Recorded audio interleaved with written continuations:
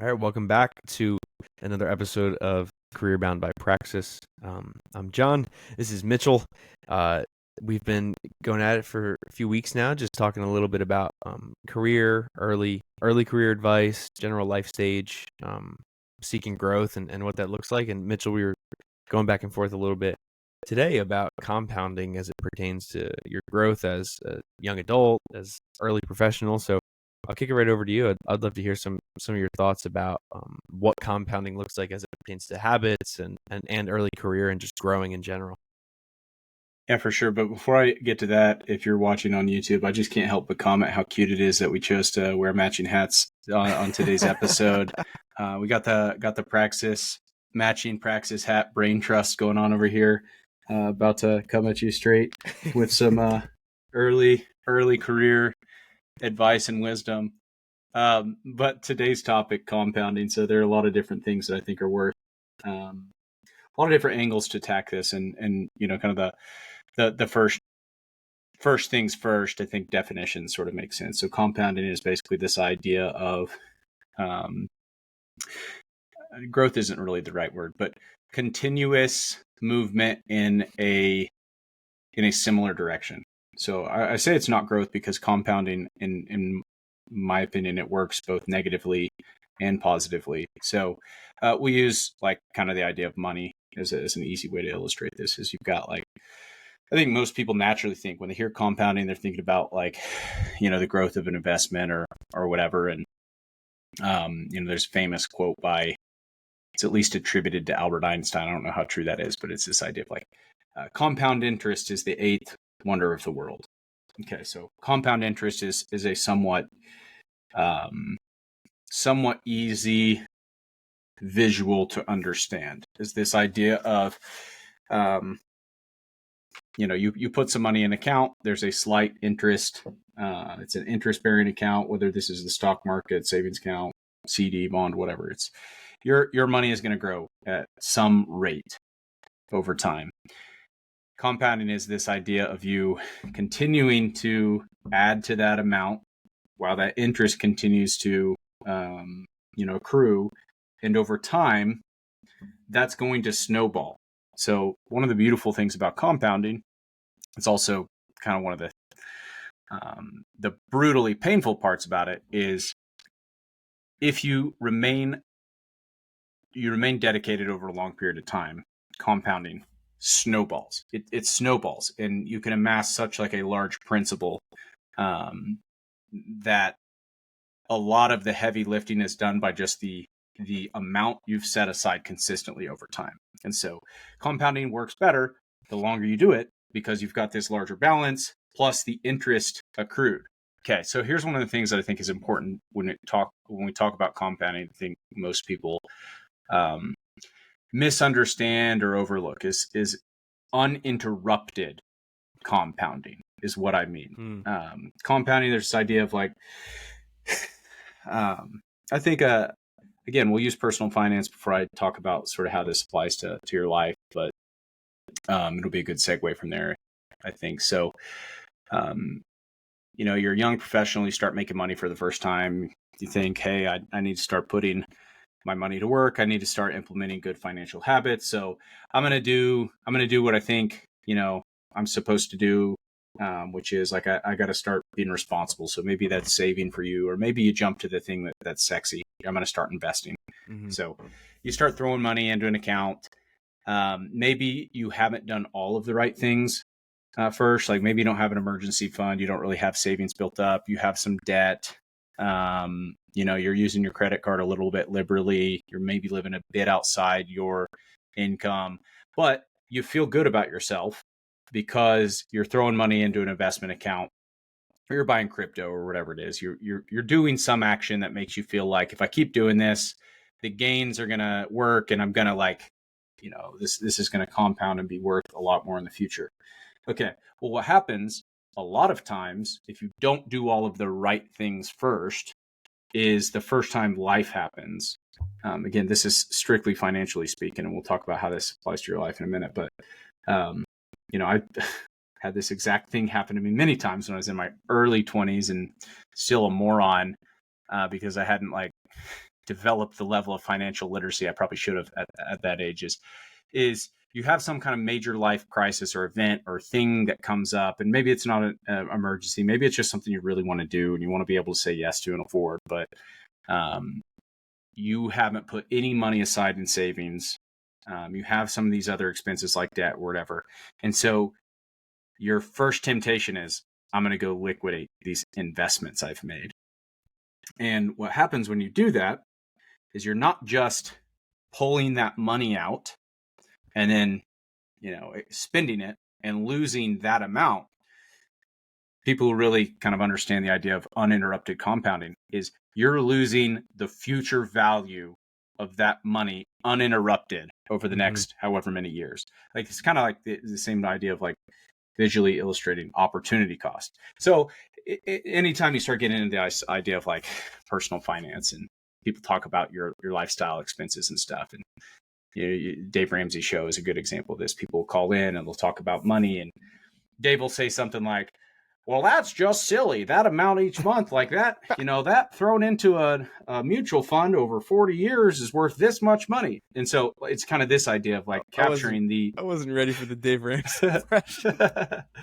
It's kind of this idea of capturing the loss of future value of money. That's what I mean by like you're missing out on uninterrupted compounding. And that's even if you like don't continue to invest in that. Okay, so we got kind of the basic definition set. So this is where I want to talk about, have a discussion with you, is like this idea of compounding applied to your life, skills, your career, your relationships, as opposed to just money. So this is, bear with me here because this is somewhat of a fresh thread that I've been pulling on for a while. It's not fully formed idea or whatever, but I want you to punch holes in it and go back and forth here. Is this idea that my general instinct tells me this is true, is that in our lives, every area of our lives are subject to compounding the same way. So, example, you want to build muscle. It's easier if you go to the gym regularly and you don't take long breaks. You interrupt that compounding. You want to develop a good habit. It's easier if you start doing that thing regularly and you don't take, massive breaks in between. It's easier to keep doing something than it is to start doing something for the first time. This idea of compounding playing out. Well, another part of this, again, my sort of instincts tell me that I think this is true, and I've been kind of thinking through my own life, different examples of this that seem to illustrate this, and I want to hear your experience too, is this idea that so compounding can happen negatively too.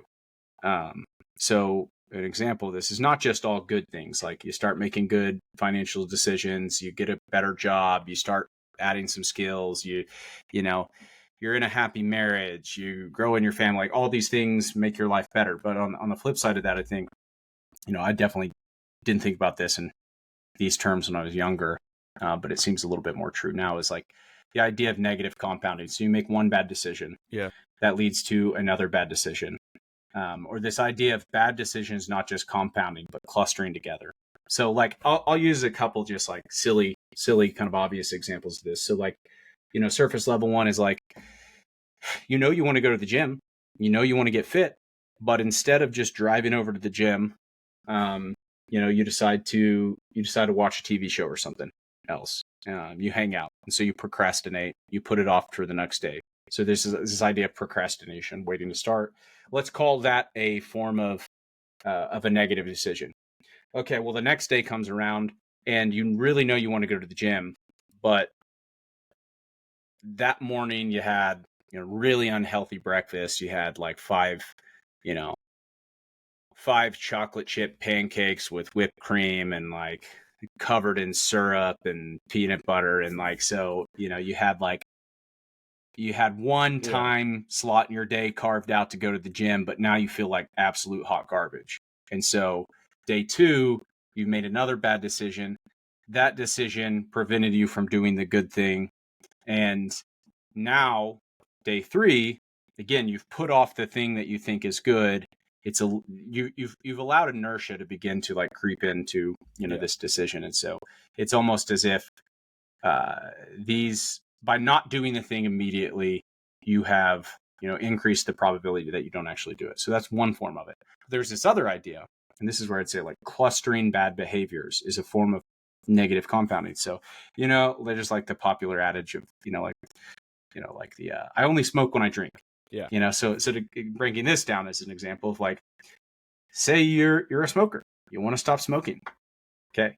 If you're more likely to smoke when you go out, you go out of the bars at night and you toss a few too many back, like doing that behavior increases the likelihood that you do the thing that you're trying not to avoid. And so now you've not made just, one, but you've made one decision that sort of derails the positive decision that you're trying to make. And so this idea of like sometimes bad decisions can be made in isolation. Yeah. But my general hunch is that bad decisions tend to compound more quickly and easier than good decisions. Yeah. It's easier to do those things than it is to like, go to the gym and then do your taxes and like practice the skills. It's easier to do all the things that are like bad for you, and then for those lead to other bad things and sort of spiral, than it is for you to like continue to compound in a positive way. And that's why I think it's useful to understand this and identify sort of those things anyway. So I want to hear your thoughts on that, and if you see any merit to this. No, I think it's true. Well, it's funny because I like while you were talking, I pulled this up. I actually posted this on X yesterday. I said, if something is good for you, desire is not required to start implementing it. It takes a decision. When you make that same decision over and over again, it becomes discipline, and then eventually that discipline creates the desire. And then I said, and then that's when things start to get exciting. Because I was saying this in like a positive way. Like the way this was actually put to me was by a friend who was talking about like reading your Bible every day. He was like, that doesn't start with desire. Like you may initially have a bit of desire, but eventually like that's not sustainable. He's like, it starts with discipline. You just decide, I'm going to do this. I'm going to do it for X amount of time. He's like, and then you do that so many days in a row, and then so many months, and then so many weeks, 3 weeks, and then months. And then it becomes like, oh no, like this is a part of my day. So like I want it. I desire it. Well, I just realized like the same could be said for exactly what you're talking about too. Like it's kind of it's a sort of a sub point, but it's kind of the same idea. It's like I mean, this may not be where I wanted to go, but I think it makes sense to what you're talking about. I only smoke when I drink. Okay, but then it like right, so like if you only smoke when you drink, then one, like you're saying, you open yourself up to more opportunities to smoke because the more you drink, the more you open yourself up to opportunities to smoke. But also, like the more you do that, like it becomes less bad. You know what I mean? Like it's like that's the other part of it that I'm seeing is that the more you do it, the less bad it is to you because you're like, well, I do it. Oh, so desensitization. It's like that. It's a whole. Honestly, I think this is a whole can of worms. Like this whole part of it, like it's multifaceted, and I think you're right. The bad things, for lack of a more complex word, like bad things do that more easily, and I think it's because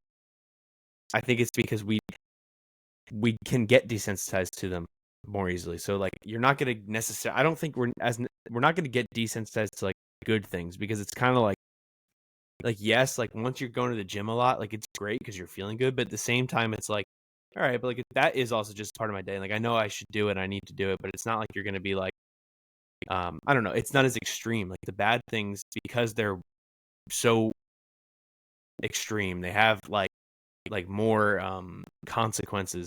The more you get used to those consequences, the more it's like, nah, I could stomach that. It's not a big deal. It's not a big deal. And like, it's easier. Yeah. I guess to be like fair, like to try to like make it a solid conversation. If I'm going to like try to poke holes in it, I'll ask you a question. Like, what do you think is the differentiator between a bad thing and a good thing then that makes bad things like enough of a gap to say that they're worse or that they compound more easily than good things? Like what do you think is the difference between them versus somebody that would say, no, I don't know, Mitchell, I think it's just like the habits, like the good things compound just as much as the bad things? Like what would be the Uh, that's a fair question. It's probably like a whole series of podcasts talking about, the some objective morality and like what makes something good or bad, and that's not even what I mean necessarily. Yeah. Though there's some part of that maybe I'm drawing an inference from is that they're objectively bad things. That's not really what I'm talking about. Um, when I think of bad things, I mean things that are contrary to what you're actually trying to Yeah. do. I have to like the simplest definition here. So like the things that are contrary to the goals you have or the aims you have for your life, like the things that will hold you back, the chains you put on that are restraining you from becoming the person you want to become in the future. Like that's the foo-foo self-help version of what I'm trying to say here is that, when I say bad things, I mean Yeah. directionally opposite of progress. Okay. So when you do that, I mean, it kind of necessitates that you have some vision or goal that you're trying to work towards. Okay. And so, that's kind of a precondition of understanding whether something's good or bad. But there's also just like general understanding of productive versus unproductive, healthy versus unhealthy decisions. And I would say even without, even without understanding the relationship between a specific action or choice and like a goal, most of us are at least competent enough to know that like, hey, if I do this one behavior over and over and over again, it's probably not going to be really productive. So Yeah. like an example, like if you eat really poorly all of the time, you go to bed really, really late all of the time, or you stay up really late all the time, you go and party and drink to excess all of the time, you don't exercise all of the time, you just live kind of a sedentary lifestyle all the time, like generally speaking, most of us recognize that like those are bad behaviors, not necessarily in isolation. I'm not saying that like, the occasional outing with your friends or tossing a few back here and there is like, the recipe for eternal damnation. What I'm saying is that like you got to understand that there's this power of compounding applied to the decisions you make over and over and over again. Okay, so that's kind of the general big starting point for how I would think about bad things. But like why do I think that those tend to compound easier? And like you were asking a point here of like what makes something bad, or you were talking about something. So like one of the things that kind of this desensitization that, or this the way you become Yeah. desensitized to things. I was kind of thinking about as like exposure to actually bad things, like bad, like evil, not like in a moralistic sense, even like actually bad things, unholy things. It's almost like each encounter with bad things, like this, the bad behaviors, bad decisions, kind of strips this outer layer of varnish from your soul. Yeah. And you can't put it back on once it's been taken off. This idea of like, even once you start doing good things, let's say that maybe, maybe you've, again, like it's not just like totally talking about like, drug and alcohol use, but we'll talk about like, you're just like somebody who's just like, you've had a very like slovenly life. You just never worked out. You've always eaten. You're slightly overweight, and Yeah. you just like you haven't really taken care of yourself. And like whether there was any kind of like, without even making any moral judgments about that, what I'm saying is that like you now have to overcome inertia to get back to zero before you can even start compounding in a positive way. Like you can begin building discipline, but like going to the gym is a lot harder if you've not got to work back to kind of like square one first. That's one way to think about it. And so in a similar sense, we're talking about like bad habits. You don't have those default out of the box. Like most of us don't come programmed with all these bad habits. We may have bad impulses because we're human and we're prone to temptation, and like sometimes bad things seem more fun, and we don't really, Yeah. our brains aren't wired to think about consequences. But what I'm saying is that I think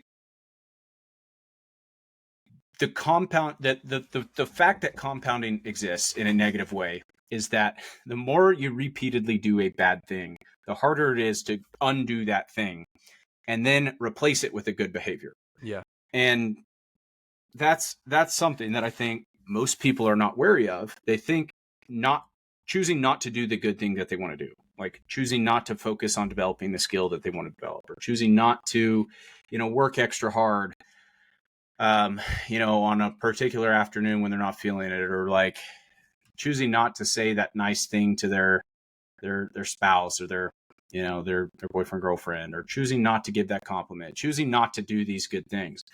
I think a lot of us just default think about the failure to do the good things that we know we should do in isolation as single one-off decisions. And I'm proposing this different idea of like, those aren't isolated decisions. When you make one decision, the next decision comes a little bit easier. And maybe that decision is a decision of omission. Like it's you not doing something. Yeah. And so not doing it again is easy. And I think it's important to also talk about the inverse of this in order to really understand it. So it's you choosing not to do something over and over and over again repeatedly. Well, what happens if you choose to do the thing you know you should, and then you do it again, and then you do it again, and then you do it again? Like, how would your life look differently? Well, it would probably start to get better. And in the same way, when you don't do the things, even if you're not necessarily, doing a ton of really bad things that are like counterproductive, not doing the good things has a way of compounding in the same sense. And it has a way of compounding faster, in my opinion, this hunch I'm saying, because good things have more friction to begin with.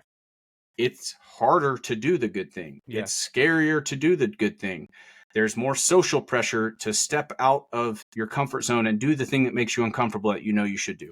But nobody's going to give you grief for like not doing the thing.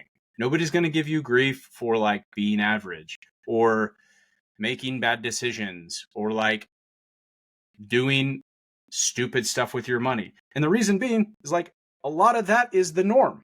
Yeah. A lot, you know what the norm is in the United States today? Like people not exercising, people not eating healthy, people not taking care of their finances. The divorce rate is over 50%.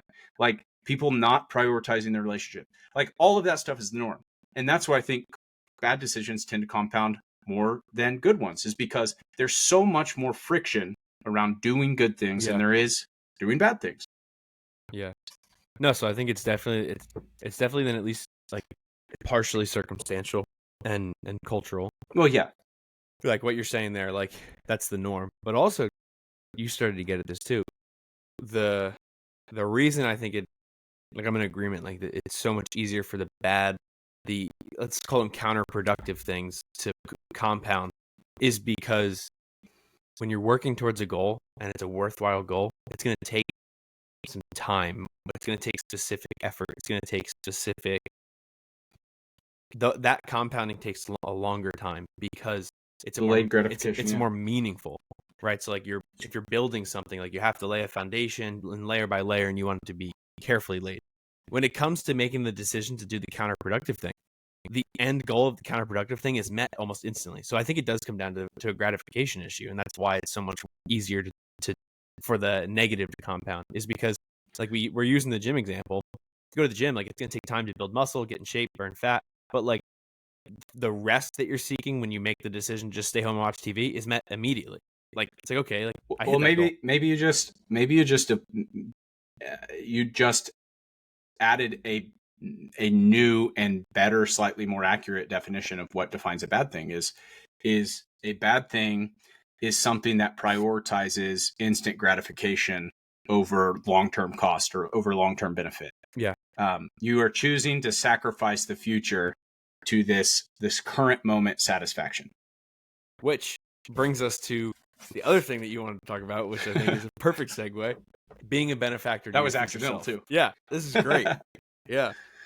Being a benefactor to your future self and like thinking about that legacy. And I think what you just said brings us right into that, is that the idea that you're making decisions either for your own short-term feelings right now, or even if you're just an individual and you don't like have kids or a wife and you don't have them as benefactors, you're saying like, no, like your benefactor is your future self, somebody you a year from now, 2, 3, 5, 10 years from now, like the decisions you're making right now that can impact that version of yourself.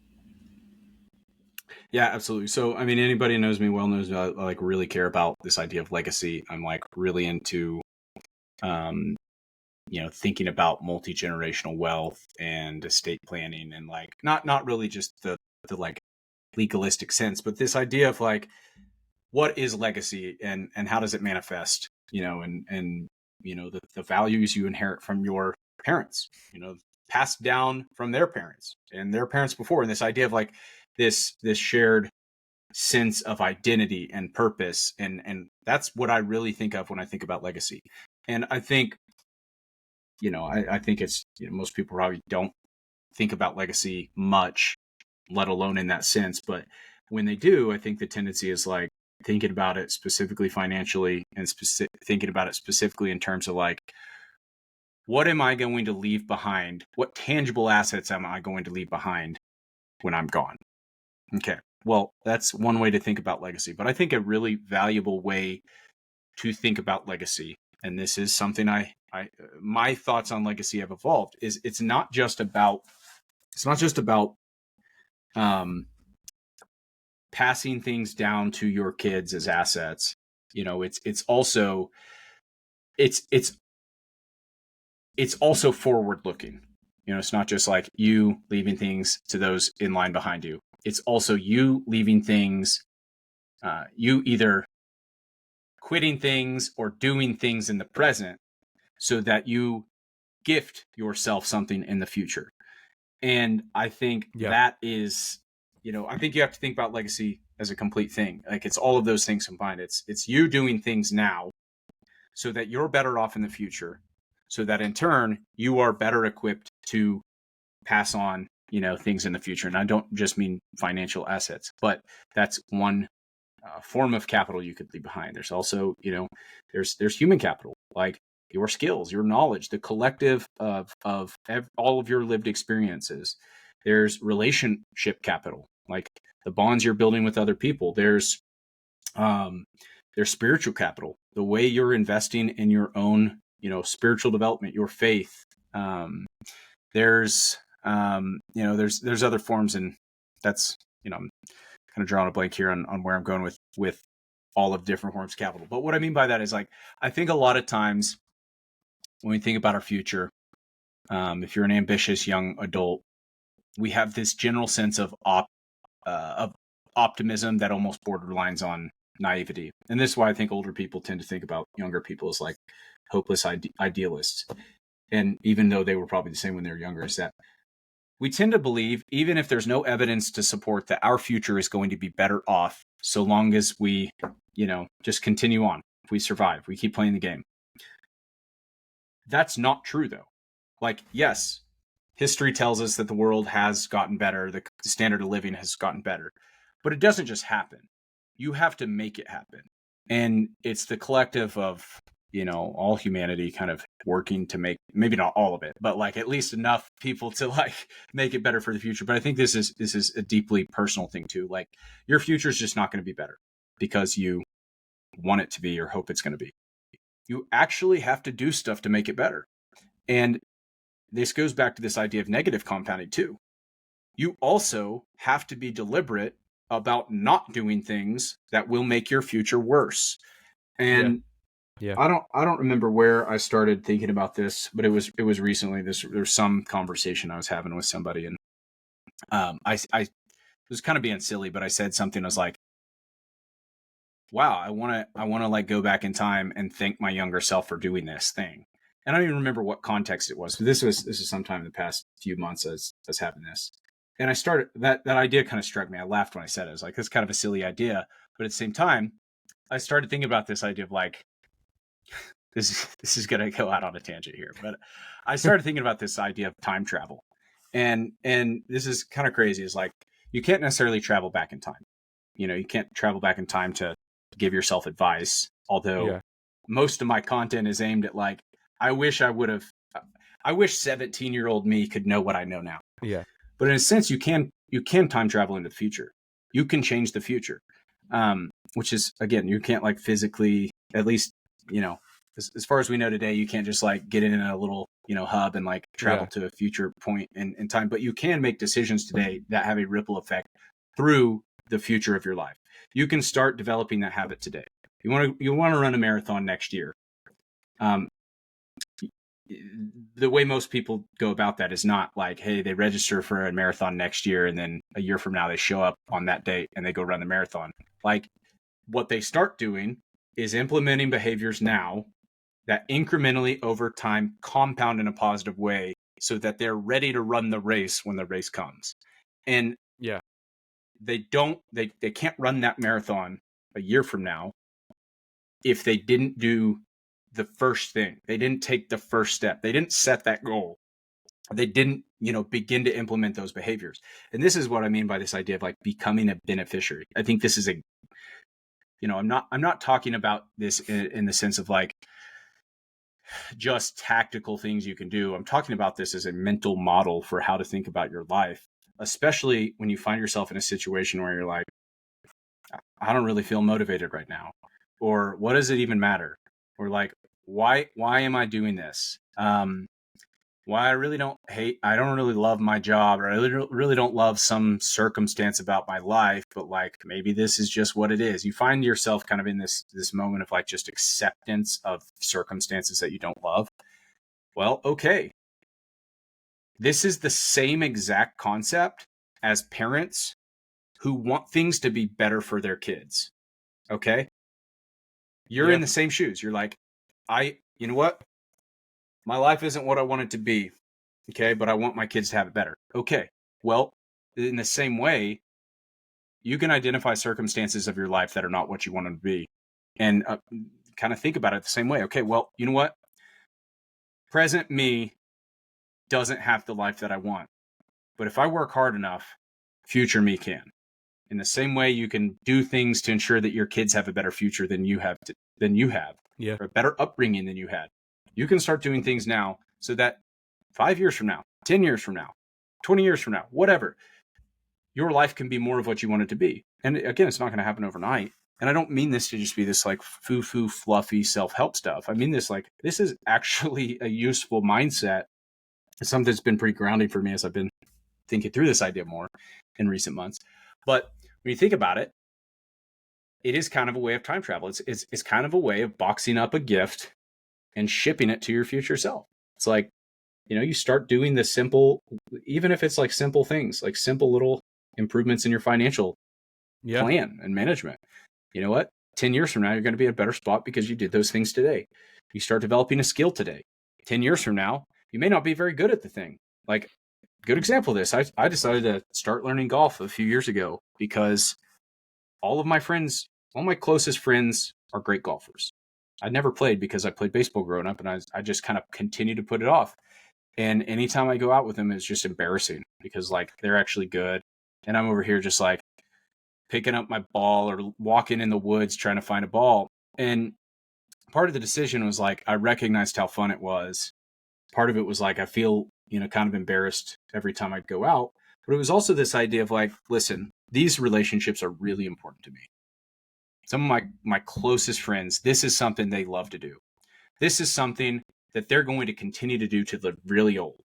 And these relationships, because they're valuable to me, I see an easy avenue of something that I can invest in. I can start investing in now so that for the rest of my life, my friends and I can enjoy this thing together, and we can enjoy it more in the future than we can today, because right now it's probably not fun for me to be out on the golf course with them because I'm terrible.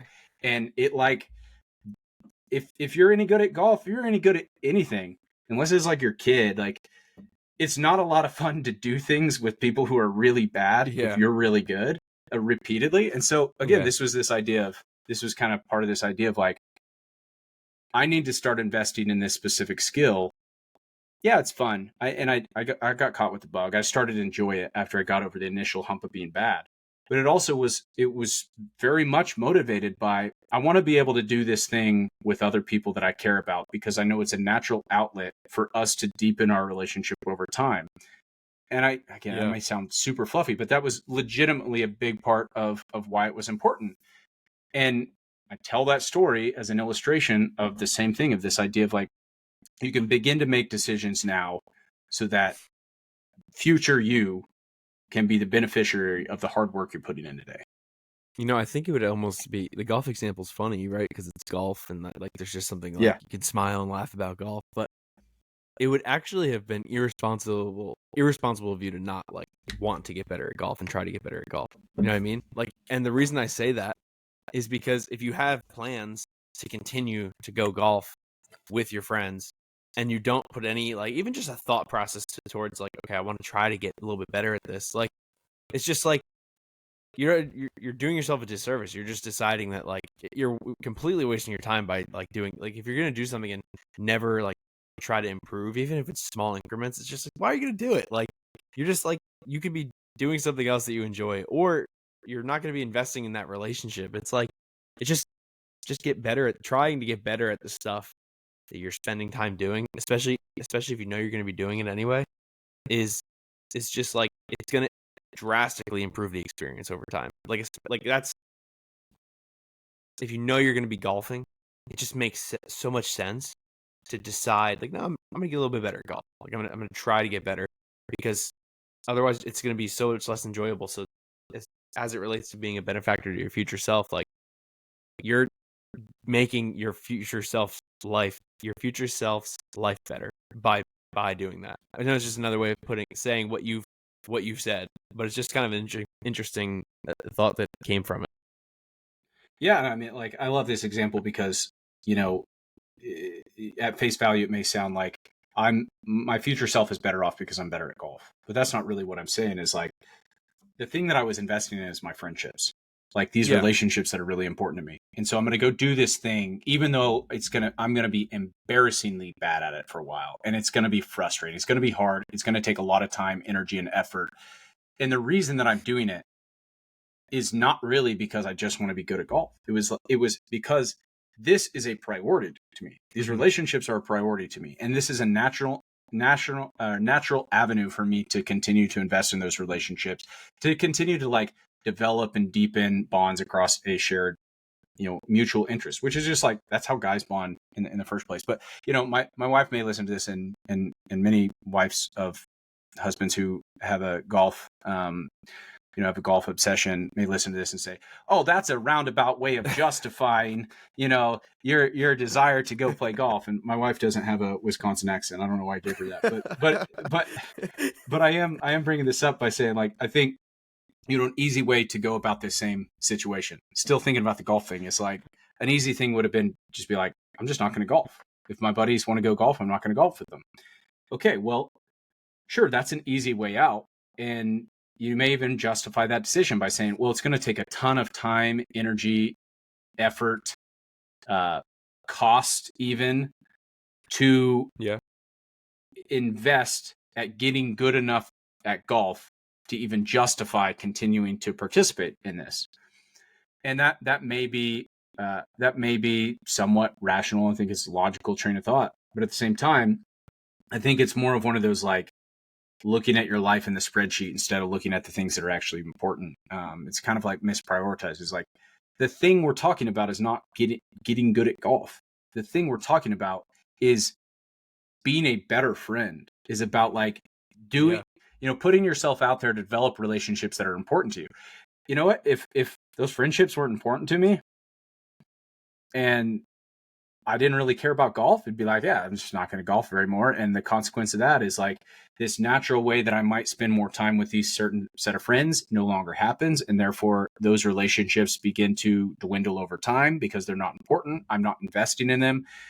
And it's really taking the inverse of that and saying, I want to increase the surface area of opportunity to deepen my relationship with this set of friends. And so I'm going to invest in things that I know are important to them.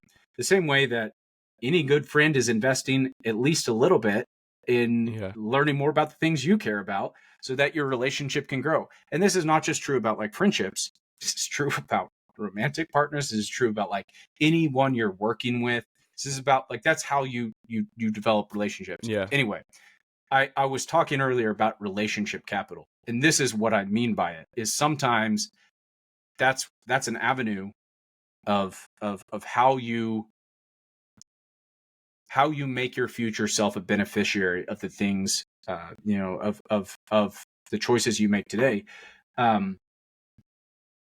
Because it's not just about doing things today that make you better off financially or make you better off in your career or, increase your status over time.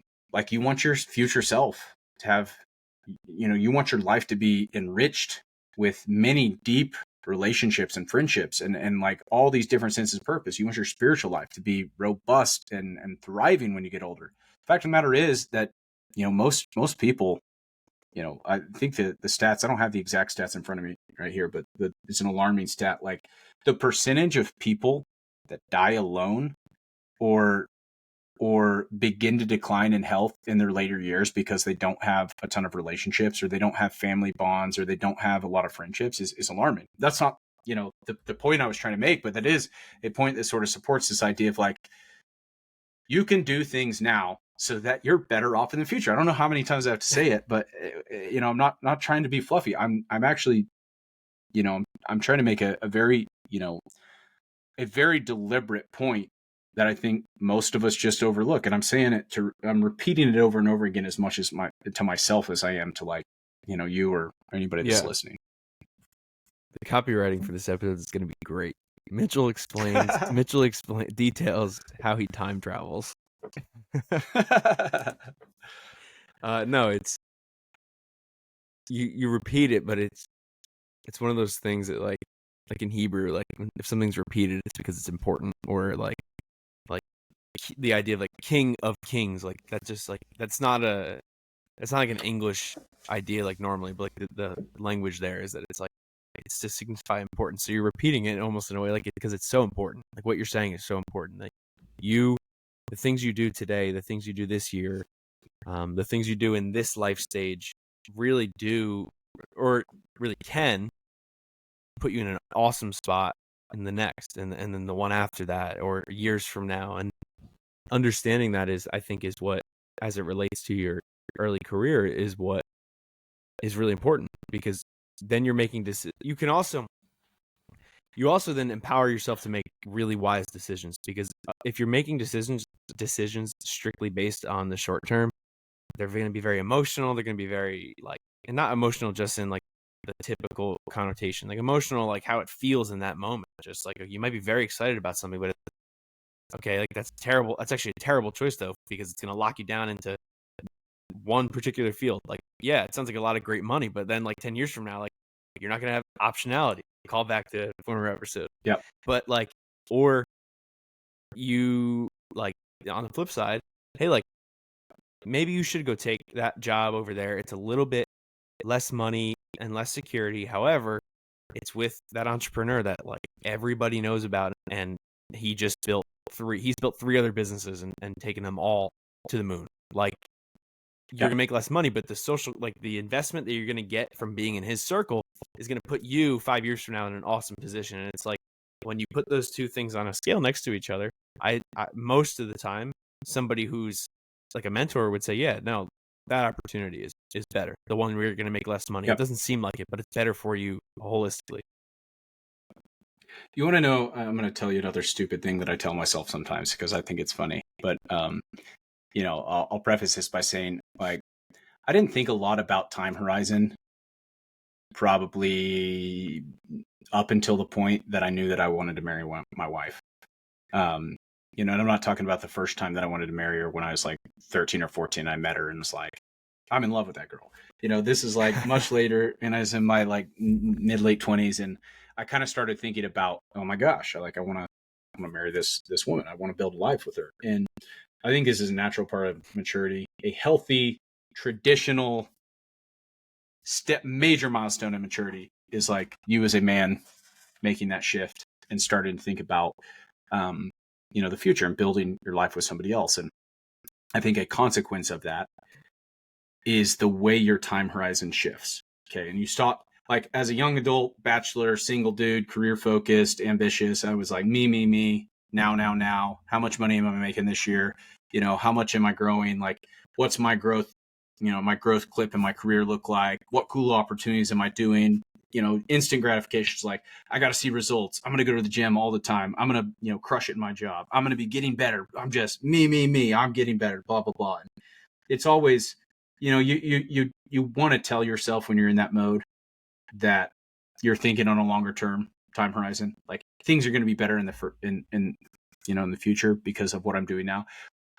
And I didn't realize this until I had this change in life circumstance, like how selfish that was and how like short-centered it was. And one of the consequences, I think, of being in that mode where you haven't deliberately put more skin in the game, which sort of naturally it expands the time horizon that you think about your life on, which I think getting married, starting a family, buying a house, like choosing some specific geographic location that you want to put down roots, like all of these things are ways that you not only increase, the skin in the game, but like you expand the time horizon that you're thinking on. Anyway, when you're in that mindset before you do those things, lows can feel really low. Or plateaus can feel really, really, they can feel so dull and empty. And I think this also is compounded if you like don't have a healthy spiritual life, which, at that point in my life, I was kind of like wandering around in the desert for a while. So that I'll put an asterisk there by saying that was stronger. So anyway, bring this full circle. Here's one of the silly things that I say to myself now. As my time horizon has expanded as a result of some of those things that I just mentioned, it's become a lot easier to take a current low into perspective about this momentary dip in the grand scheme of things. So think about it as like a stock market chart. So you're having a bad day. It's just a little blip. It's a little blip. You're having a bad year. It's a little blip. Or you're working really hard towards something that you know is going to pay off, but it hasn't started to show fruit yet. And so there's this temporary disconnect between what you think something is worth and like what it's currently worth on the market. And so this is, building a business is a great example of this. Like you think here's the potential, but here's where it's at today. Yeah. Okay. So all that to say, when I have bad days or when I find myself in a particularly challenging time because I've been like grinding and I'm trying to make something better. So one of the silly things I sometimes tell myself is buy the dip. Like buy the dip. Like it's kind of, this is a silly stock market thing, but it's like things sometimes in the grand scheme of things, there will be a little dip.